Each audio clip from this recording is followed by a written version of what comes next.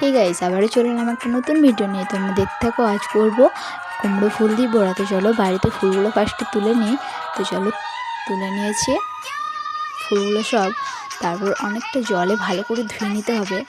তারপরে ওপরের অংশটা কিছুটা বাদ দিয়ে দিতে হবে। ঠিক এইরকম করে দেখে নাও।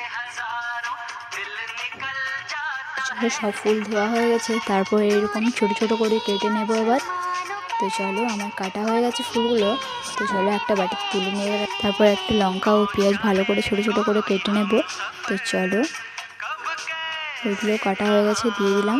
তারপর দিয়ে দিলাম 1 চামচ কর্নফ্লাওয়ার, একটু নুন, একটু হলুদ আর দিয়ে দিলাম 4 চামচ বেসন। তারপর জল দিয়ে ভালো করে মেখে নিতে হবে। তো চলো মাখা হয়ে গেছে। 5 মিনিট ঢাকা দিয়ে রাখতে হবে।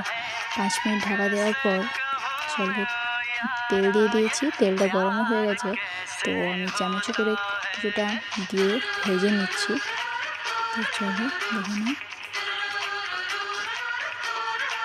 লাল লাল করে ভাজলে কিন্তু খেতেও দারুণ লাগে। তো চলো হয়ে গেছে। কর্নফ্লাওয়ার দেওয়াতে খুব সুন্দর কিন্তু মুচমুচে হয়েছিল।